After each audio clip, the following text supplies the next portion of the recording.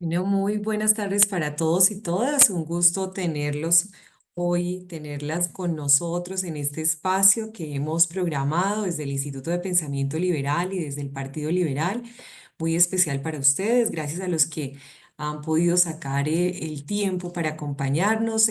Vamos a tener también la grabación de esta sesión donde nos acompaña la doctora Sonia Marcela Rosas, experta en temas ambientales que son tan estratégicos para todos, hoy abordando un tema que es esencial, como es el tema del agua, y con el que hemos estado cercanos al tema que, por ejemplo, hemos vivido desde Bogotá con el racionamiento y que nos ha puesto a reflexionar pues en un tema que parece vital, pero que muchas veces no lo hacemos con la suficiente frecuencia, que es el tema del agua. Entonces, pues tenemos esta invitada especial, va a quedar grabado. Como ustedes saben, los que pudieron a asistir a la primera sesión que tenía que ver con derechos sexuales, se emitió un certificado que está firmado por el director del Partido Liberal, el presidente Gaviria, por el magistrado Alberto Rojas, actual director del Instituto de Pensamiento Liberal, por nuestro secretario general, el doctor Jaime Jaramillo, y por la coordinación de mi parte en todo el programa de formación. Entonces, bienvenidos nuevamente, doctora Sonia Marcela. Le agradecemos compartir este espacio con nosotros y le doy la palabra para que nos presente este tema. Eh, Eh, Clara, vamos Claro, a a tener la tener la presentación presentación y luego y luego daremos haremos unos unos minutos para preguntar. minutos. Entonces, Ok, muchísimas gracias y eh, bienvenido. Creo que hay muchas, retorno. muchas, sí, que hay un retorno, será el mío. Ok, bueno, muchísimas gracias, doctora Olga Lucía. Les voy a pedir 2 minutos porque tengo un asunto y es que tenía abierta la presentación y ahora se bloqueó. No anda ni para adelante ni para atrás, entonces voy a volverla a descargar a ver si es como algún problema de compatibilidad. Regálenme 1 minuto, por favor. Bueno, no te preocupes, igual damos espacio a todos. Muchísimas gracias por estar aquí con nosotros y que pronto iniciamos. Bueno, contarles que mientras damos este espacio, bueno, a los que no conocen, la revista internacional del Instituto de Pensamiento Liberal es una revista de carácter científico, es una revista pues que ya está, comienza a integrarse a importantes directorios y bases de datos en América Latina. Les cuento que hay una base bibliográfica que es reconocida en América Latina que se llama LILAX, que se llama Latindex, perdón, el 3.0, y ya está disponible la revista allí. Igual la pueden encontrar en la página web. Tiene artículos muy interesantes en diferentes temas estratégicos para el país. Muy invitados a ser parte de este proyecto editorial, tanto como lectores, pero también como autores, y que puedan hacer parte de esta iniciativa. Estamos cerrando ya el tercer número de la revista, que pronto estará disponible en las páginas web y que van a llegar a los diferentes territorios del país. Entonces, pues quiero compartirles esto mientras la doctora Marcela termina de resolver el tema técnico.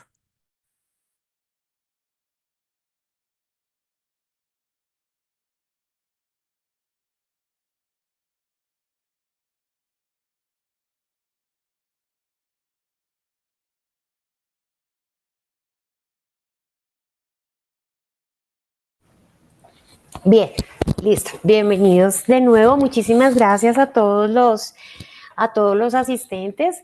Agradezco personalmente pues esta invitación al Instituto de Pensamiento Liberal que nos ha permitido, que nos permite a través de este momento de encuentro tener una divulgación de un aspecto relacionado con uno de los elementos vitales para todas las formas biológicas, para toda la humanidad, y es el agua. Entonces, para dar inicio, voy a compartir mi pantalla. Agradezco a todos los asistentes.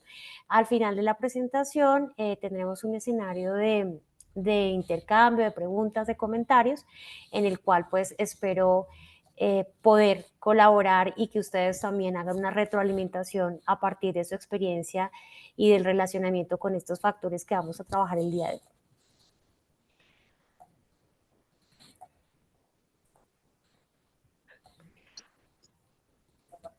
Bueno, entonces para iniciar en este escenario, He propuesto un título para este encuentro que se denomina Gestión del agua en Colombia, progresos y retos en el marco de los ODS, específicamente en el marco del Objetivo de Desarrollo Sostenible 6, que abarca el agua limpia y el saneamiento.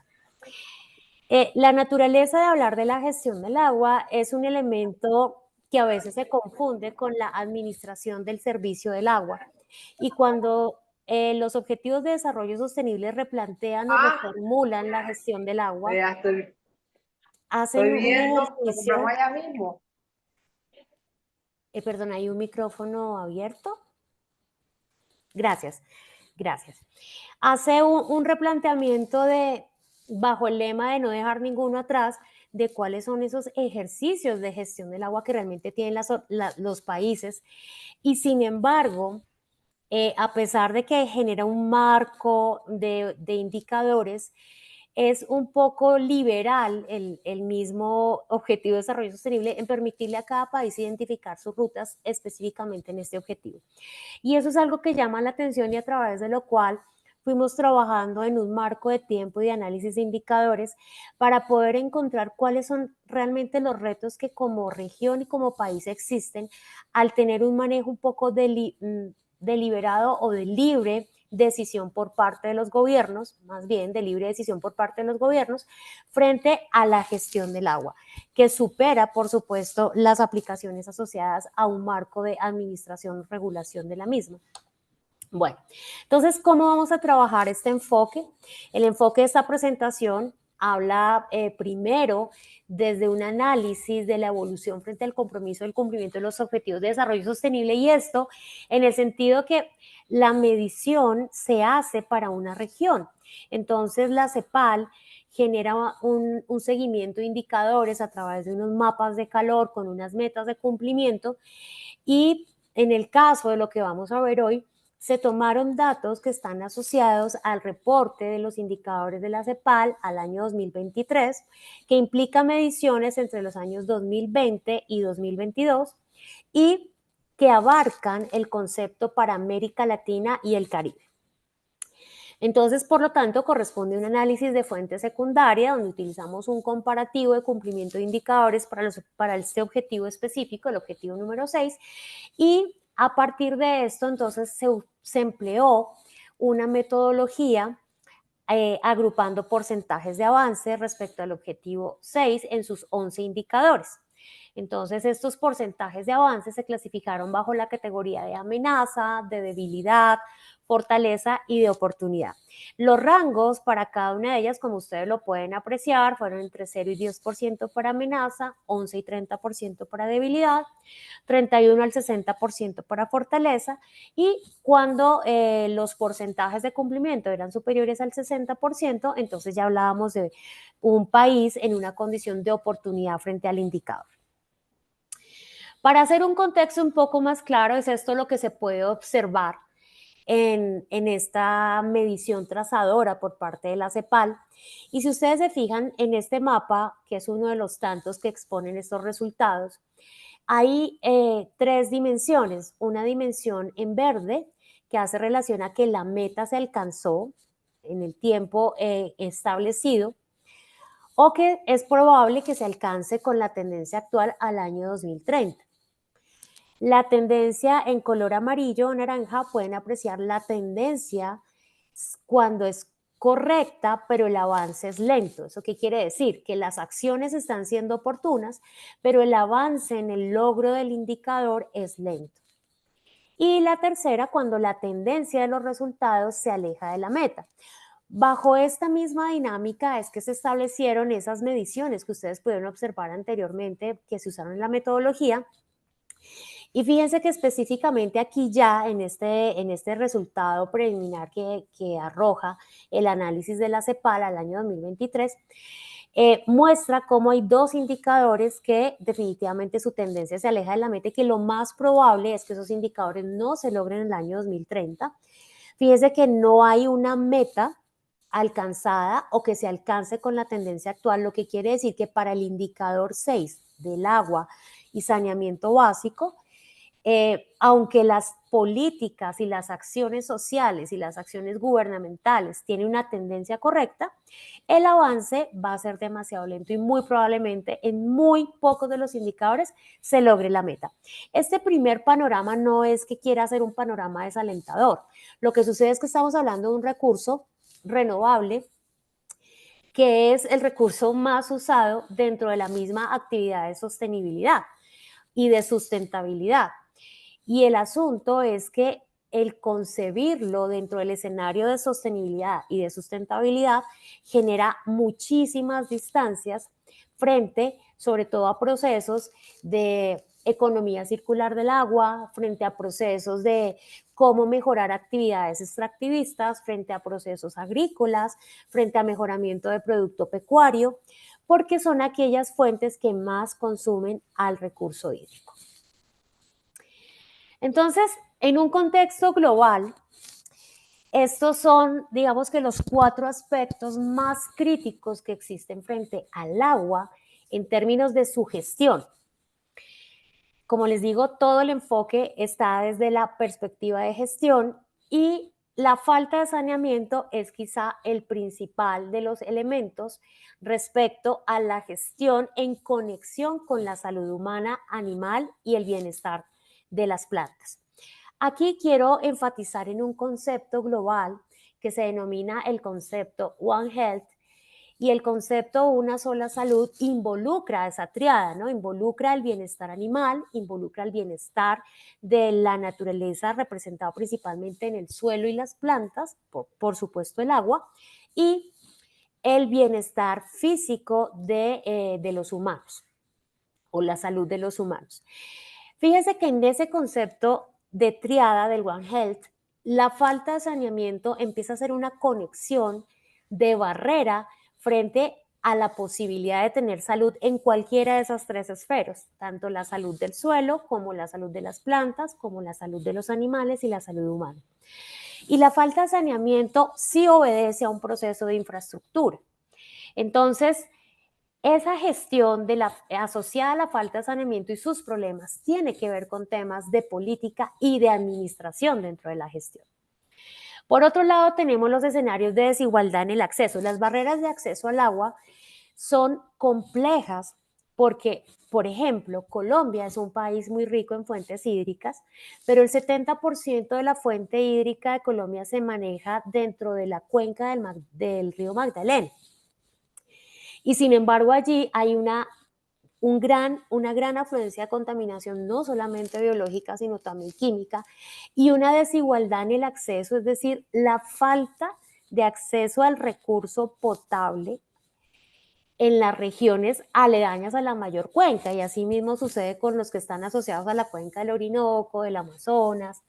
Entonces, la desigualdad en el acceso hace una distancia muy significativa en un proceso de equilibrio social.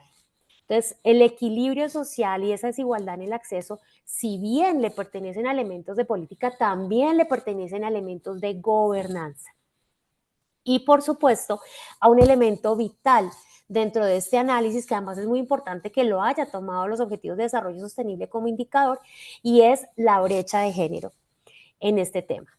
Por otro lado, indiscutiblemente la contaminación en el planeta pues es un hecho real, y la contaminación del agua es un proceso que se vuelve casi cíclico porque el agua tiene un ciclo biogeoquímico. Entonces, el hecho de la contaminación es entender que el agua químicamente es un compuesto reactivo, es decir, todo lo que ingresa al agua se transforma químicamente en otros compuestos que a veces ni siquiera podemos determinar en un porcentaje claro. ¿Y eso qué significa? Que gran parte de la contaminación del agua, no solamente biológica, sino también química, es desconocida. Pero si a eso lo vamos enlazando con los 2 anteriores, la probabilidad de que las personas en desigualdad en el acceso tengan agua pero contaminada, y que adicionalmente esto se deba a una falta en el proceso de saneamiento para la infraestructura, es directa. Entonces, hay una contaminación que está asociada a los factores antrópicos, es decir, a todos los procesos de producción industrial, de transformación, pero también hay una contaminación que está asociada a la pobreza. Y es esa que hace que las personas que no tienen un saneamiento tengan que acudir a las fuentes de agua a bañarse, a dejar allí directamente depósitos de heces fecales, a lavar la ropa, a liberar residuos porque no hay sistemas de alcantarillado, residuos libremente hacia fuentes hídricas. Y muy asociado a esas condiciones de pobreza está esta contaminación. Adicionalmente, como ya lo mencioné, a todas las posiciones de producción industrial. Y finalmente la sobreexplotación del recurso, donde generalmente estos elementos de sobreexplotación están asociados a actividades antrópicas. Aunque se cuestione demasiado la minería como uno de los elementos de mayor contaminación y sobreexplotación del recurso hídrico, la explotación agrícola en el país, en el planeta, consume el 70% del agua azul, es decir, del agua que está disponible en las fuentes. Y esa sobreexplotación, sin una economía circular, sin una capacidad de recuperar el agua, está muy marcada. A eso le siguen las actividades pecuarias, por supuesto la actividad de minería y la producción de energía. Entonces hay una sobreexplotación del recurso y hay zonas que lo sobreexplotan mucho más. Pero hay unas zonas que ya ni siquiera lo pueden sobreexplotar porque están en estrés hídrico, es decir, la cantidad de agua que se necesita ni siquiera alcanza a tener un equilibrio con la cantidad de agua disponible. Entonces, bajo este contexto, vamos a ir profundizando algunos de los indicadores en el análisis. Como ya les decía, entonces los recursos hídricos hacen parte de un contexto dentro del planeta que está clasificado en los términos del agua de consumo, que nosotros denominamos agua dulce, está clasificado en aguas que corren o se mueven, estas aguas las llamamos lóticas, y las aguas que están retenidas como los lagos, las lagunas y demás, a las que llamamos aguas lénticas. Nosotros somos un país con gran cantidad de fuentes hídricas, pero sobre todo tenemos un gran potencial y es que un gran porcentaje de nuestro recurso hídrico es subterráneo y eso es importante. Por otro lado, tenemos un país con vulnerabilidades en relación específicamente con la disponibilidad, gestión y aseguramiento del recurso agua. Y es porque, más adelante lo vamos a ver, pero aquí hay un escenario de la política, de la ley que reglamenta el uso del agua, y es que esa ley 142 permite o convierte al Estado más que en un proveedor, exclusivamente en un regulador del aseguramiento. Entonces, es muy probable que haya regiones con unos acueductos o unas infraestructuras de tratamiento deficientes, que aunque existan estas plantas de tratamiento, el producto después del tratamiento terciario o el tratamiento ya de desinfección del agua no garantiza el agua potable, lo que somete a la población a un riesgo altísimo de consumir agua no potable y de enfermar. Y por otro lado, las implicaciones que tienen estas vulnerabilidades también están asociadas al riesgo de acceso. Si las barreras de acceso al agua son reales en nuestro país y incluso es tan real este riesgo de acceso que hay sentencias de la Corte que permiten o validan que se hagan conexiones o que regulan más bien de alguna manera el límite de tutelas que se pueden poner por acceder a una fuente, llamémoslo así, como nosotros llamamos ilegal de agua, una conexión ilegal de agua. ¿Y por qué es así? Porque el país tiene riesgos de acceso y la misma Corte lo ha reconocido. Entonces, somos un país ampliamente protegido en normatividad respecto al acceso al agua. Realmente lo somos. El derecho fundamental al agua está declarado en el país y se ha defendido muy bien desde la Corte Constitucional, especialmente, desde las normas también, pero fíjense que sigue siendo un problema el riesgo de acceso y, por supuesto, en Colombia el impacto a los ecosistemas y a la salud pública. ¿Por qué? Porque somos países en donde todavía el índice de pobreza marca una susceptibilidad grandísima frente a las enfermedades transmisibles y las enfermedades transmisibles o dentro de las enfermedades transmisibles hay un grupo que está asociado a la enfermedad transmitida por el agua. Entonces, para avanzar en este tema de cómo se está comportando Colombia en los indicadores de la CEPAL, este grupo de indicadores que abarca el Objetivo de Desarrollo Sostenible número 6, tenemos un primer grupo de indicadores en los cuales el país ha avanzado en sus metas. Para explicar un poco la dinámica sobre los Objetivos de Desarrollo Sostenible, cuando se formularon, cada país estableció, en el caso de Colombia se establecen a través de diferentes fuentes, pero se reflejan principalmente en el Plan Nacional de Desarrollo, unos compromisos que diferentes estamentos o representaciones del gobierno deben promover y cumplir.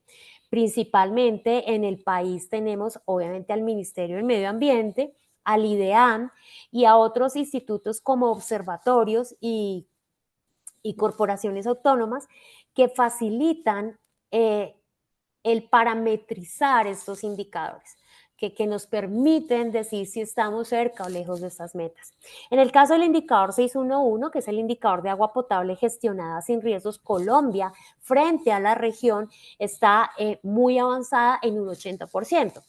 Como es de esperarse, las regiones en América Latina y el Caribe son las regiones del Caribe las que menos posibilidades tienen en temas de agua potable gestionada sin riesgo, siendo Haití el país con un menor reporte y algunas de las Guyanas con unos niveles muy bajos.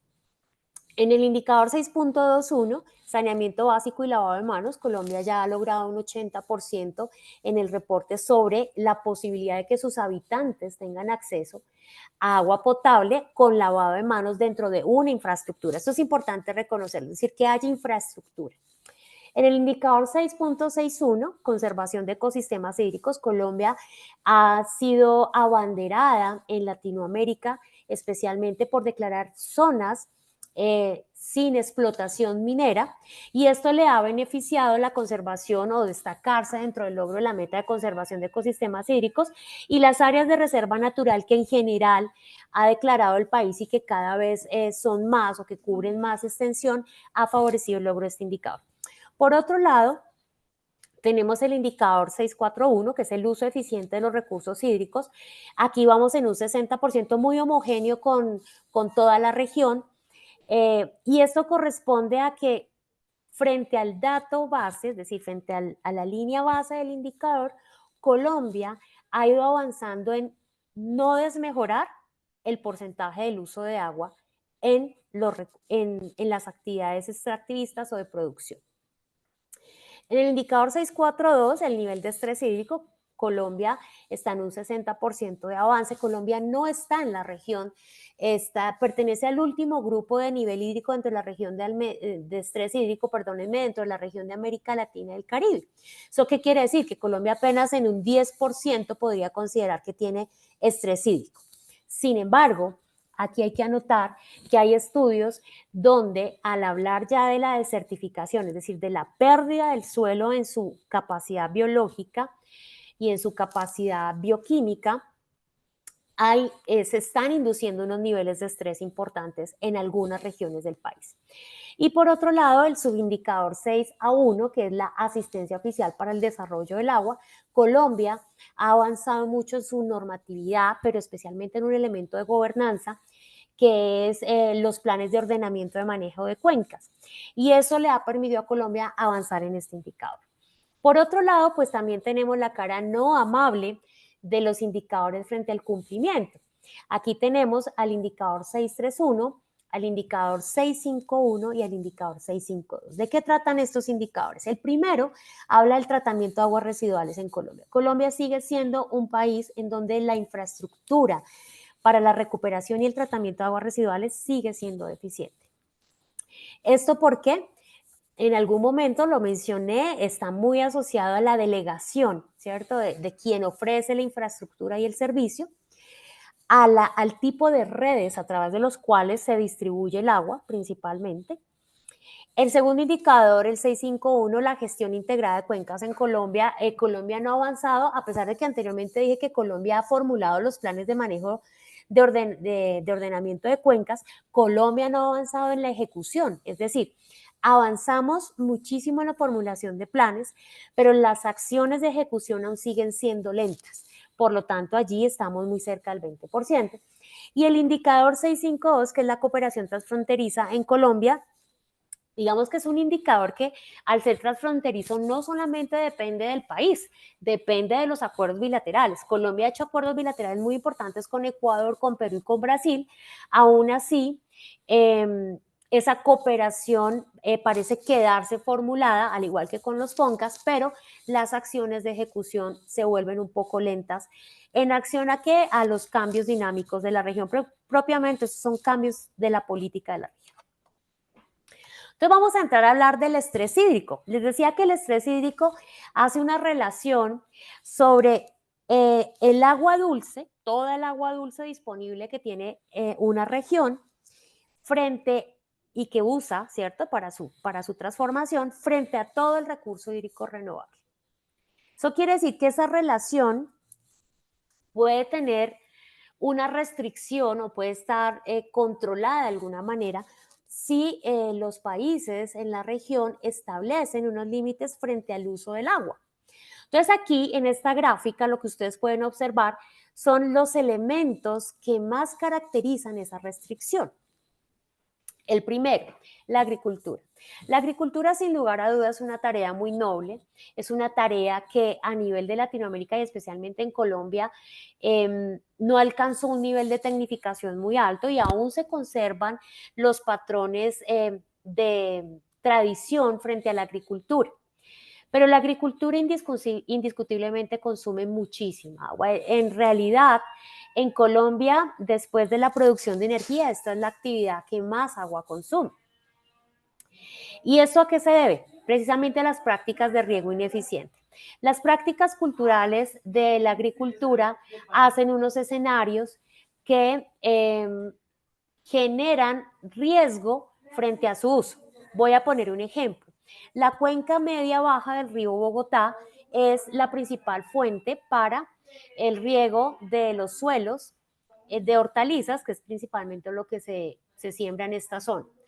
Sin embargo, el riego no es un riego de goteo, son derivaciones, llamémoslo así, tomadas desde la fuente hídrica cercanas al cultivo, no es un riego controlado, y esto hace que la práctica de riego se vuelva ineficiente. Si a eso le sumáramos un análisis de huella de agua, la agricultura de alguna manera sigue siendo el mayor factor que puede llevar a una región al estrés hídrico, porque en la huella de agua finalmente se generan alimentos, la población los adquiere, pero un gran porcentaje se desperdicia. Y el desperdicio de los alimentos también genera un alto consumo de agua, ¿no? El agua que está implícita en esta huella. Por otro lado, tenemos los escenarios de gobernanza. ¿Por qué los escenarios de gobernanza? La participación social, es decir, una cuenca pertenece al Estado, pertenece al suelo, pero también le pertenece a quienes culturalmente la disfrutan, la usufructan y además la cuidan. Entonces, culturalmente el país tiene una diversidad alrededor de sus cuencas. Si yo les hablo que el río Magdalena es la cuenca más, o sea, la cuenca del Magdalena, perdón, es la más explotada, imagínense la diversidad cultural en esa región. Y los planes de manejo de las cuencas deben entender que esos factores socioculturales terminan teniendo un impacto negativo o positivo alrededor del agua. Entonces, una aplicación inconsistente de estos planes concertados lleva a unos escenarios en donde el agua se puede consumir de manera irregular.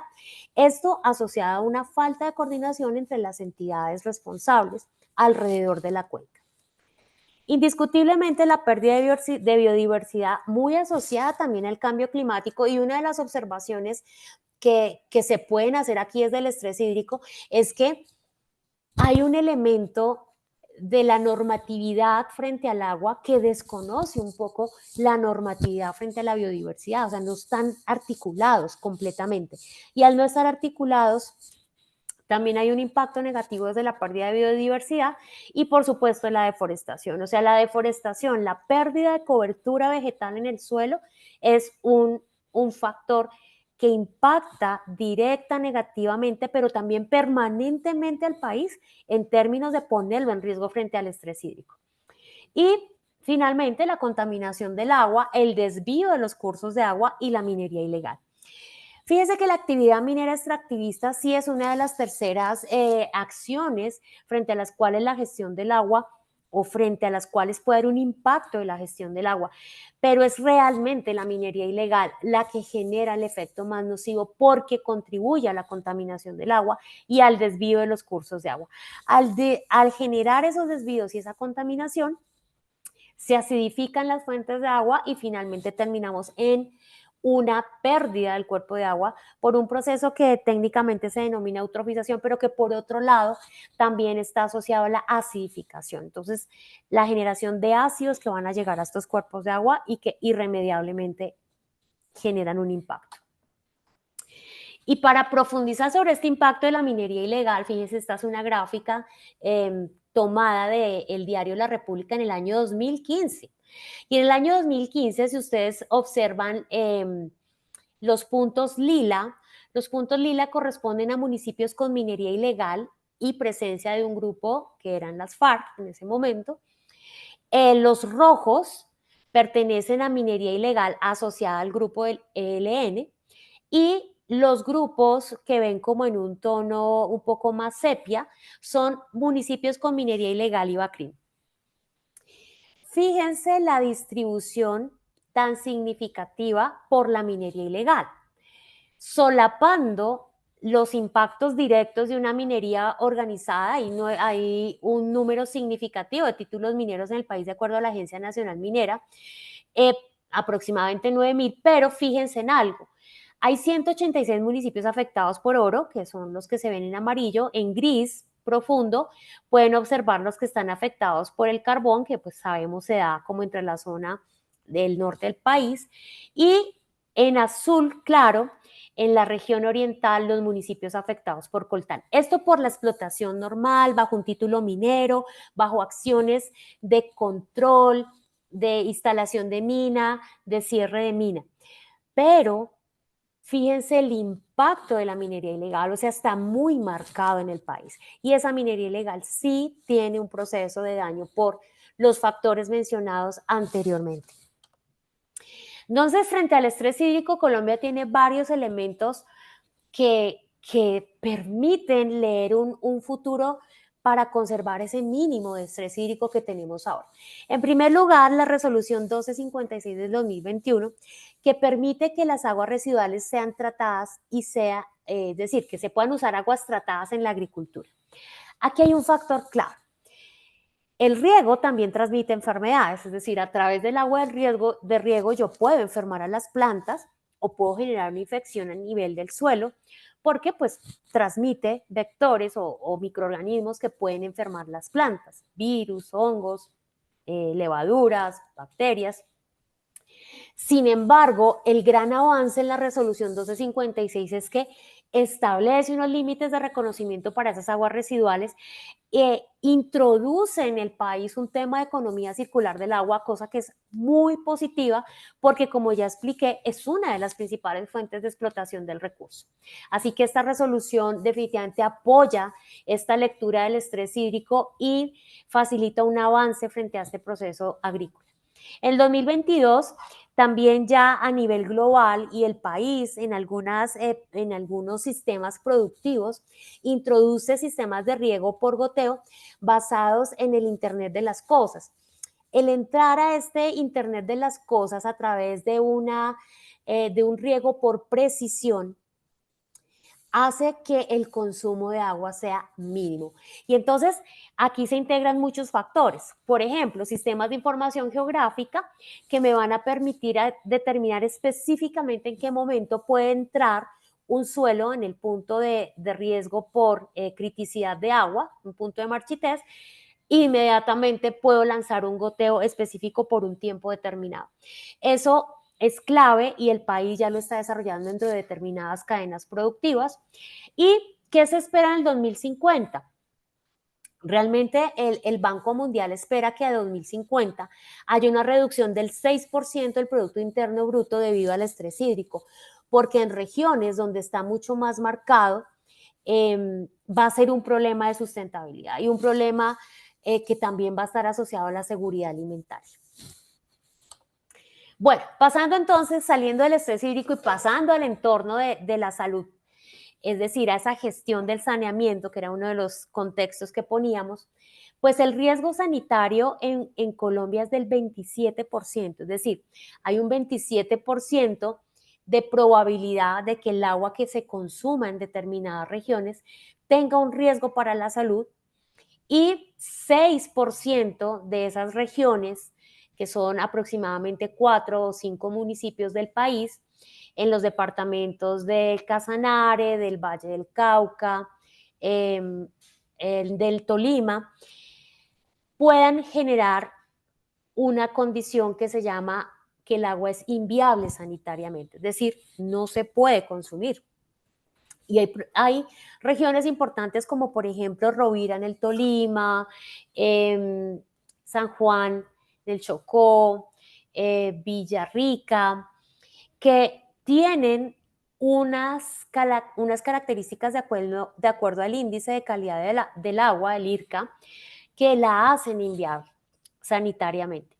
Y esto es representativo si uno tiene en cuenta que en el país, en el planeta, aproximadamente 8.6 millones de personas nunca han tenido acceso al agua potable y que tienen que moverse por regiones muy extensas para adquirir agua que es de consumo porque es dulce, pero no tiene ningún control de tipo sanitario.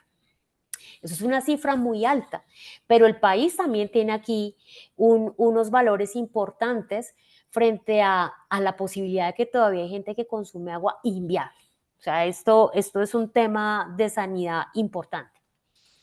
Bueno, también para profundizar aquí en el tema de salud pública, fíjense que yo les mencionaba que el país tiene un gran marco contextualizado dentro del aspecto legal.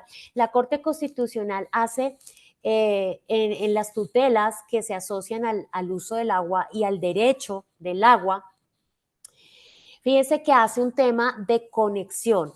Y esos temas de conexión, por ejemplo, hay sentencias, si no estoy mal, la 543, es una sentencia que habla de una población que demuestra que todas las enfermedades dermatológicas de su población están asociadas al tipo de agua que utilicen. ¿Y esto qué permite? Cuando constitucionalmente se reconoce la conexión, volvemos a ese principio del One Health. Es decir, somos un país que sí reconoce que el agua tiene un impacto sobre los animales, tiene un impacto sobre los humanos, tiene un impacto sobre el suelo, pero que además constitucionalmente en el derecho al agua reconoce que los riesgos del agua en términos sanitarios y de que sea inviable sanitariamente no se deben generar y que el Estado debe generar la protección. Por eso constitucionalmente se protege esa condición de esa población.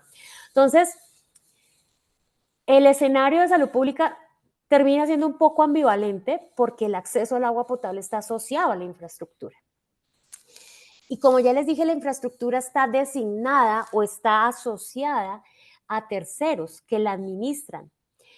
Y dependiendo de la calidad de la planta, dependiendo de la calidad de la fuente que va a tratar la planta, pues también estará el riesgo para la salud en la población. Y aquí hay muchos elementos hacia los cuales el país tiene que ir evolucionando en términos de tratamiento de aguas potables a nivel sobre todo regional. Eh, el revisar, por ejemplo, el sulfato de aluminio como un elemento para retirar la turbidez del agua cuando el sulfato de aluminio ya ha sido comprobado como con un posible conexo con el desarrollo de Alzheimer. Es decir, el país tiene que avanzar tanto en la infraestructura como en la manera en que hace el tratamiento primario, secundario y terciario de aguas, especialmente en las regiones, porque las regiones pues toman agua de las fuentes hídricas que ya vienen contaminadas, nuestros ríos están contaminados. Entonces, ese tratamiento sí debe implicar un cuidado, una observación y también debe implicar una infraestructura que permita que el reparto del agua hacia las zonas específicas, es decir, hacia cada casa, hacia cada barrio, sea el ideal. ¿Por qué? Porque hay regiones susceptibles de inundación, porque hay regiones susceptibles de contaminación por el mismo suelo y eso implica que el riesgo no, o sea, el agua sale tratada, pero no se controla el riesgo en el transporte del agua, lo que también genera que las mismas infraestructuras terminen siendo un factor o un motor de contaminación. Por otro lado, entonces pasamos a la gobernanza del agua. La gobernanza del agua es un tema supremamente apasionante, pero como les decía, no fue un tema que establecieran los objetivos de desarrollo sostenible con un grupo de acciones determinadas, sino que le dejó a cada país la posibilidad de establecer sus acciones. Entonces, ¿cuáles son los desafíos de la gobernanza del agua? Lo primero, determinar cuáles son los problemas centrales que afectan la gestión del agua. Cada país debe identificar cuál es su problema central. En Colombia están las cuencas, en Colombia hay agua subterránea, pero en Colombia hay un problema de infraestructura.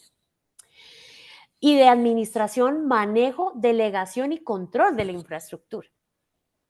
Hay una desarticulación institucional y es la reducción del rol del Estado, que es lo que yo he venido mencionando debido a la tercerización de esa infraestructura de tratamiento, y un retraso en la ejecución de las acciones de los PONCA, porque fíjense que aunque pasamos ya a un número superior de 80 planes de manejo de las cuencas hidrográficas, las acciones todavía están, decir, todavía acciones, los PONCA nacen en el año 79, se formalizan en el año 81 y aún tenemos acciones del año 90 sin ejecutar dentro de los PONCA.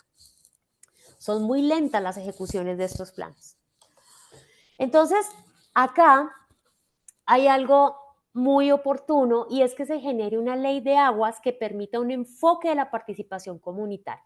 Si bien Colombia, como lo digo, tiene articulado esto a los planes de ordenamiento del manejo de cuencas, los PONCA, ese enfoque de participación aún desconoce cuáles son los niveles de interacción. Lo que debe definir son los niveles de interacción, no tanto que exista, sino cuáles son los niveles de interacción. Pienso que si se hiciera una gobernanza del agua desde la capacidad de esos niveles de interacción, mejoraría la ejecución de esos planes de ordenamiento territorial, porque la capacidad de interacción y la capacidad de acción y el límite de la misma permitirían que los actores se hicieran responsables y que también los resultados se hicieran más viables. Esto pues obviamente obedece a una coordinación de políticas, coordinar políticas nacionales, locales, planes departamentales del agua, en donde también hay un problema serio, y es que los planes departamentales de agua deberían incluir, acoger todas esas acciones de los PONCA generados, revisarlas y actualizarlas para que las regiones tengan ese desarrollo en términos de gobernanza del agua. Colombia ha avanzado mucho en términos del reconocimiento del agua como derecho, ya lo mencioné. Sin embargo, el agua como derecho desde el escenario de gobernanza necesita un mayor proceso o un mejor proceso de comprensión. Pasamos entonces al análisis de brechas de género y específicamente aquí ustedes van a observar 4 puntos claves en la brecha de género frente al uso del agua y su gestión. Lo primero es la desigualdad de tiempo. Las mujeres son las que principalmente acceden a este escenario de conseguir agua. Bien, ¿esto qué genera? Genera que en el movimiento que tienen que hacer para ir hacia la fuente que les provee el agua, hace que pierdan tiempo para otras actividades asignadas dentro de los roles sociales. Eso quiere decir que básicamente el cuidado de la casa o el cuidado de la agricultura, que también ha sido en muchas regiones dedicado para las mujeres, empieza a perder tiempo porque hay que ir a buscar el agua. Por otro lado, siendo las mujeres las que principalmente caracterizan este rol de la búsqueda del agua, hace que pierdan acceso a la capacitación. Entonces, por un lado, las mujeres, aunque son las que más interactúan con el recurso, son las que menos participan de escenarios de gobernanza, o cuando participan de escenarios de gobernanza, no manifiestan no tener habilidades de gestión óptimas para que los escenarios correspondan a la realidad y solucionen los problemas de la cuenca. De otro lado, también tenemos la falta de influencia en las políticas, es decir, las mujeres, pues en general, a nivel global, siguen teniendo una baja representación en las juntas de participación y en la toma de decisiones. Recordemos que precisamente frente a los objetivos de desarrollo sostenible en igualdad de género, esa es una de las metas del país y es lograr un nivel similar en la representación política de las mujeres y los hombres. Y por otro lado, pues definitivamente está el aspecto sociológico, ¿no? Si entráramos aquí, esto nos da para una discusión supremamente amplia, porque aquí está el rol de género tradicional, las normas culturales y la expectativa social. Fíjense que a la mujer se le atribuye todo lo que está asociado al cuidado, y ese manejo en el cuidado también se le atribuye al cuidado del recurso natural. Y aún así, la expectativa social como que directamente recae sobre la mujer frente a esa función, pero fíjense que esto es una expectativa común. Y sociológicamente sí tiene un impacto muy grande, ¿no? Ni hablar aquí de los temas de sanidad asociados a la menstruación, por ejemplo, mujeres, y el cuidado de las mujeres, especialmente dentro de la familia, cuando hay menores de edad, sobre el consumo de edad, sobre el consumo de agua, el consumo de alimentos. Todo esto recae sobre la mujer. Y entonces esto genera una presión real en la gestión del recurso frente al rol de género, que hay que revisar en los escenarios de gobernanza también, porque no se pueden eximir los escenarios de gobernanza solamente a gestiones o administraciones, sino también a reconocer este rol de género, especialmente enfocado en la mujer dentro de la gestión del agua. Pasamos entonces al escenario donde teníamos un 20%, se los recuerdo en el indicador, que es la cooperación transfronteriza, y aquí básicamente el tema es una gobernanza ineficiente. Recordemos que ese tema de gobernanza involucra unos actores sociales, políticos, económicos, y aunque existen acuerdos binacionales, estamos dentro del Tratado de Cooperación Amazónica que recientemente en la COP16 vimos los avances en términos de biodiversidad de este tratado. También hay unas lentitudes frente a las voluntades de cumplimiento de los indicadores de estos tratados que tienen que ver con los cambios en la dinámica política y de gobierno en la región.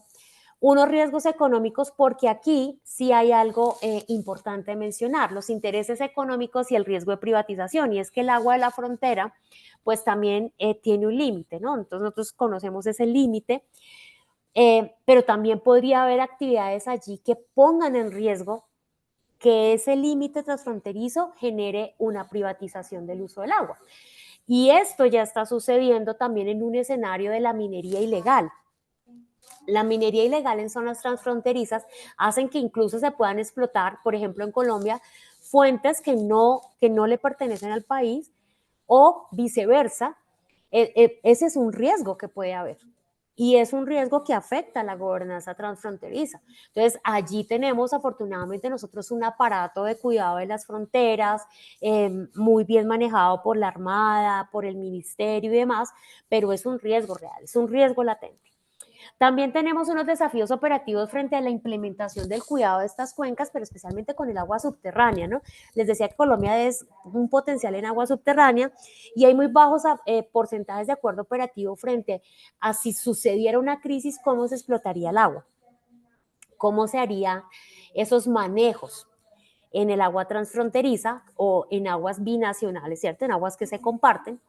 Y pues naturalmente dentro del escenario de cooperación regional siempre van a existir diferencias políticas en términos de territorio, ¿no? Entonces el territorio y la falta de coordinación de ordenamiento en el territorio en zonas de frontera a veces suele ser una característica en Latinoamérica y el Caribe. En el Caribe es mucho más marcado, ¿cierto? La cooperación transfronteriza en el Caribe es deficiente, al igual que para Latinoamérica lo que hace que toda la región tenga una homogeneidad, o sea, hegemónica frente a la deficiencia de gobernanza en el agua transfronteriza.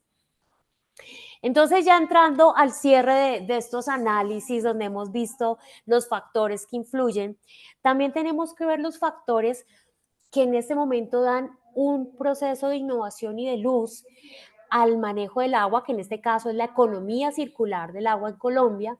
Hay una estrategia nacional de economía circular del agua en Colombia para la agricultura y la industria. Esto es muy positivo. Yo los invito a que revisen esta estrategia, está disponible en la página del Ministerio del Medio Ambiente, porque cualquier proceso, si nosotros estamos involucrados a procesos industriales o a cadenas productivas agrícolas, nos puede favorecer dentro del escenario de innovación un uso eficiente del agua. El tratamiento terciario de aguas residuales en ciudades como Bogotá, el tratamiento de aguas residuales es excelente en el manejo de desinfección, no solamente de descontaminación en el secundario, sino de desinfección en el terciario, que permite que el agua sea, pues podamos tomar agua de la llave.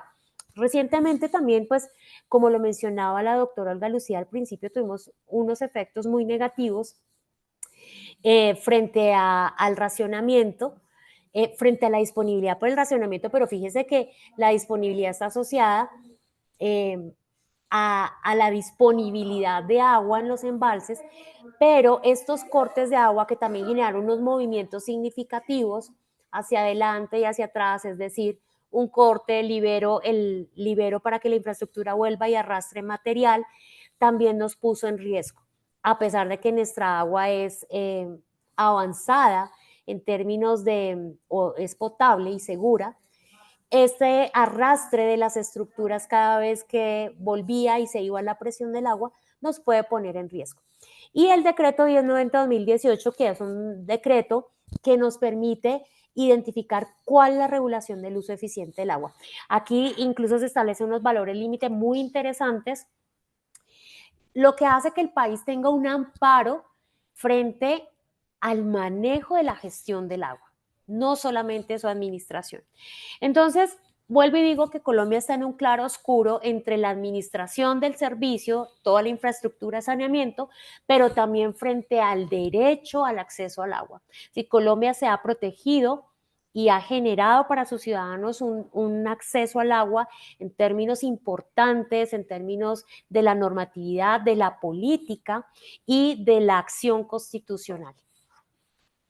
Entonces ya, para cerrar esta intervención y dar espacio a sus comentarios y preguntas, estas son en este estudio las recomendaciones y la descripción en el marco de la política pública, es decir, ¿qué podría hacer mejor nuestra política pública en gestión del agua?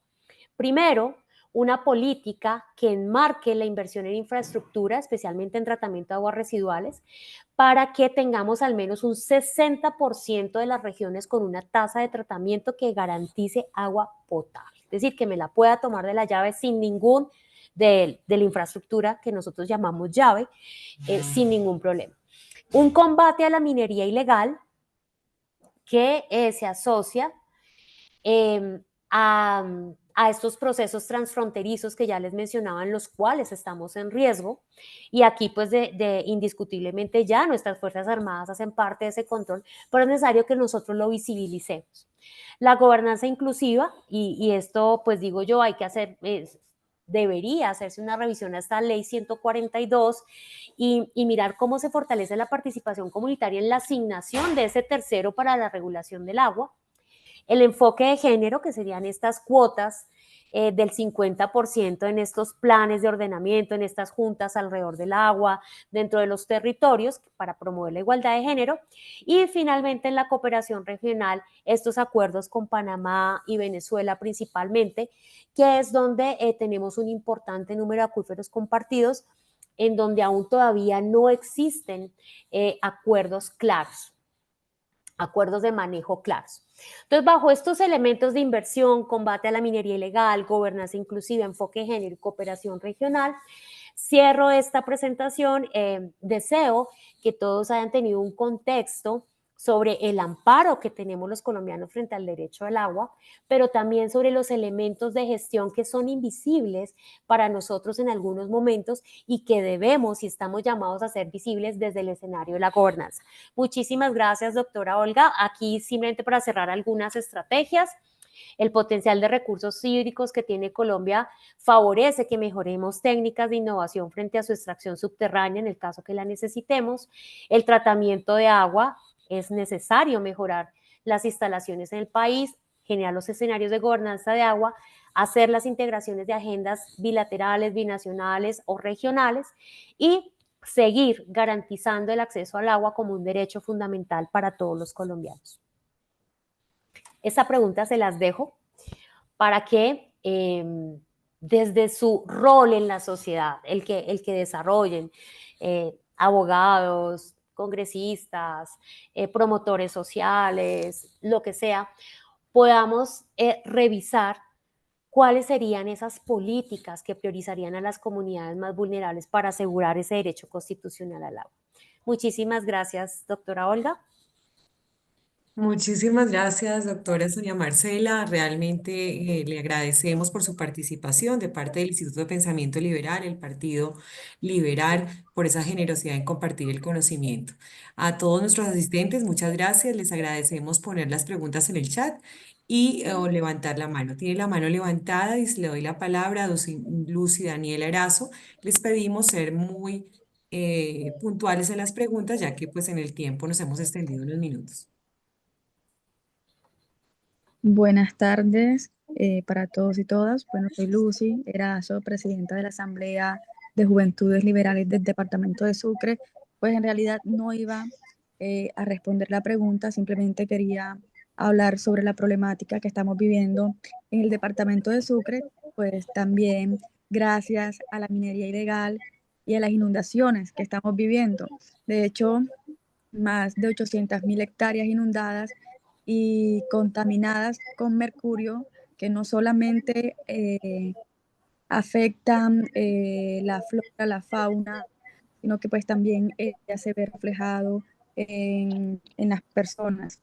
Ha habido muchos casos de cáncer, sarpullidos, diarreas, pero aparte de eso, el mercurio ha ocasionado que algunos casos de mutación, como de malformación genética. O sea, bebés que salen con paladar hundido, labio leporino o deforme. Entonces creo que es un problema que nos está afectando y hace más de 4 años y aún todavía siguen toda esta región inundada.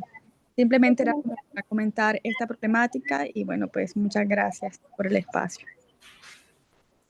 Muchísimas gracias, Lucy. Sí, efectivamente, esos son uno de los efectos de la contaminación del agua, los efectos en las modificaciones genéticas, las enfermedades, bueno, en este caso manifestaciones genotípicas, fenotípicas y las enfermedades en general en las regiones que, vuelvo y digo, siguen siendo invisibles ante ese manejo de infraestructura. Muchas gracias. Damos la palabra a Julián.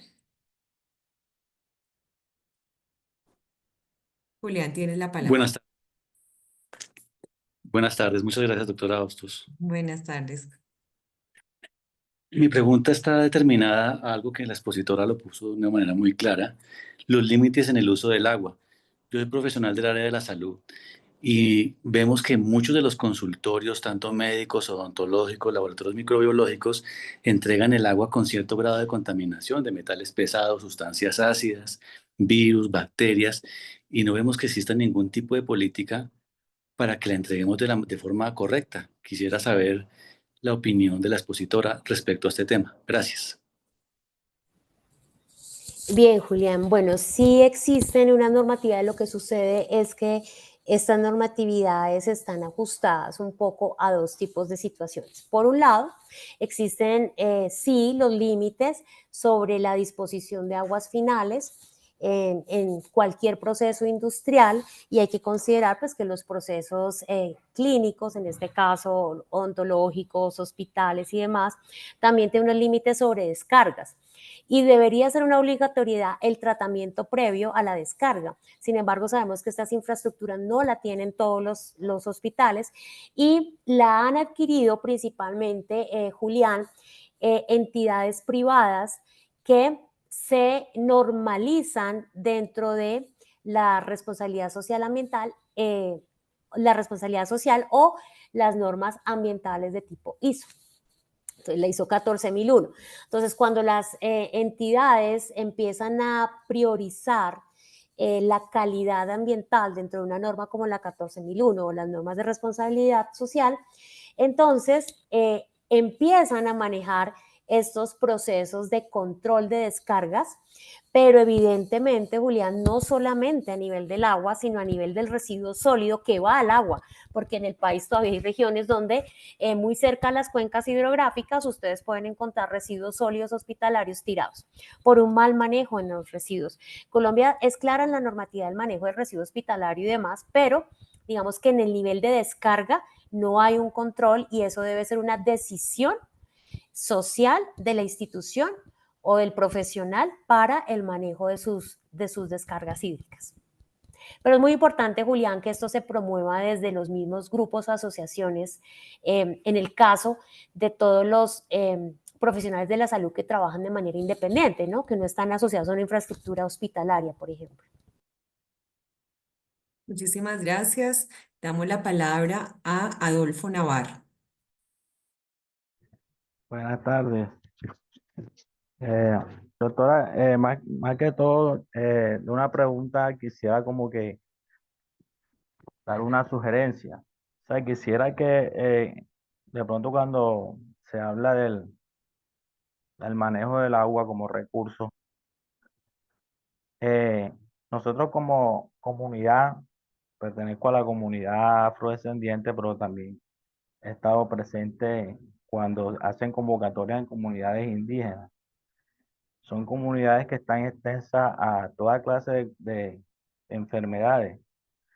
Hay una patología que es la enfermedad diarreica aguda, que es como preventiva. Son enfermedades preventivas que se presentan en el manejo del agua, saneamiento básico. Está el tema de la estancia materna también. Pero más que todo quisiera que cuando de pronto hayan otra convocatoria, ahondemos más en el tema. O sea, ahondemos más en el tema como el tema de sectorización. O sea, en qué sector estamos cada uno de nosotros aquí presentes y qué problemática presenta. Por ejemplo, en el municipio de Soledad, en el sector de Cabica, se presenta una problemática que es el manejo de hidrocarburos. Ya nosotros hemos tenido varias reuniones con la parte del campesinado y ya ese sector tiene varias demandas a causa del mal manejo y el uso del agua en la recuperación. Pero la pregunta sería, el agua como un recurso natural, ¿qué beneficios traería como recurso natural a la comunidad o a aquellas comunidades que se encuentran en la parte de la ribera, en la parte de donde transita más el agua en en el tema de la purificación, en el tema del saneamiento básico que hay para esas comunidades en el manejo del agua, pero como recurso natural? Esa sería la pregunta. Claro que sí, Adolfo. Permíteme un segundo, Adolfo, por favor.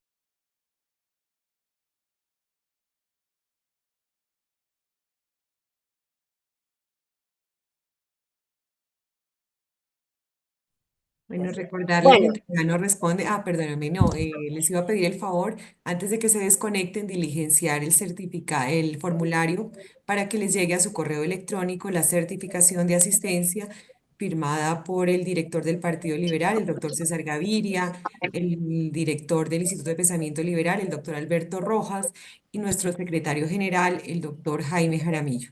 Entonces le doy la palabra, doctora Sonia. gracias, doctora Olga.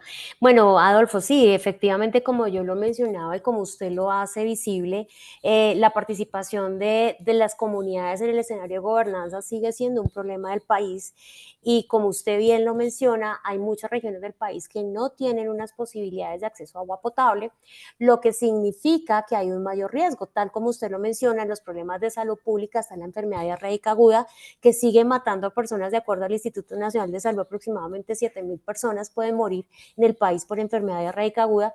Dentro de eso es un gran número de menores de edad. Y eso se debe a que la infraestructura no se planea para el uso de la cuenca.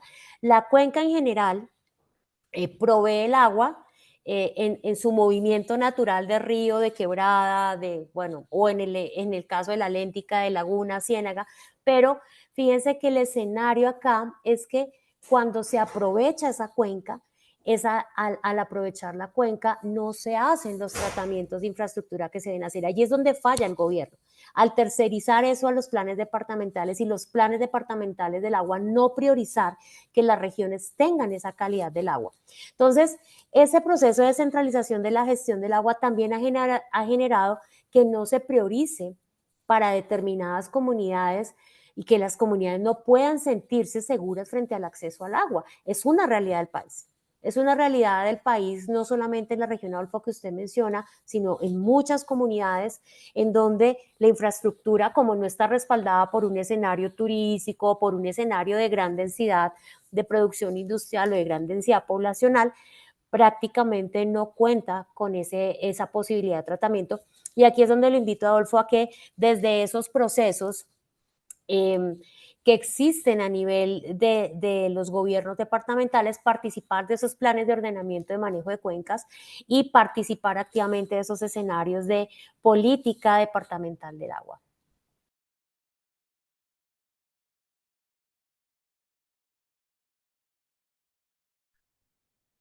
Reiterar el agradecimiento, doctora Sonia Marcela, excelente exposición. Gracias a todos por acompañarnos, invitarlos a consultar y a ser parte del proyecto editorial del Instituto de Pensamiento Liberal. Continuamos con nuestro programa de formación. Les recordamos llenar el vínculo para la asistencia, pues sabemos que este es un tema de mucho interés, que genera muchos interrogantes, pero por respeto al tiempo vamos cerrando la sesión. Les vamos a enviar al correo las nuevas fechas del programa de formación, tanto Diálogos para el Futuro como el programa de Juventudes en asociación con Colombia Líder. Entonces les agradecemos muy especialmente. Una feliz tarde. Doctora, qué pena. Me gustaría, si puede enviar el link, por favor, nuevamente al chat. Claro que sí, ya mismo se los envío, me confirman si alguno le faltó, ya lo volví a colocar. Muchísimas gracias, doctora Olga Lucía Hostos, muchísimas gracias al Instituto de Pensamiento Liberal, pero por supuesto muchísimas gracias a esta audiencia tan receptiva y de verdad deseo que todos los colombianos podamos construir estos escenarios de gestión del agua en un entorno muy, muy positivo para el cambio del país. Muchísimas gracias. A ti, muchísimas gracias. Una feliz tarde.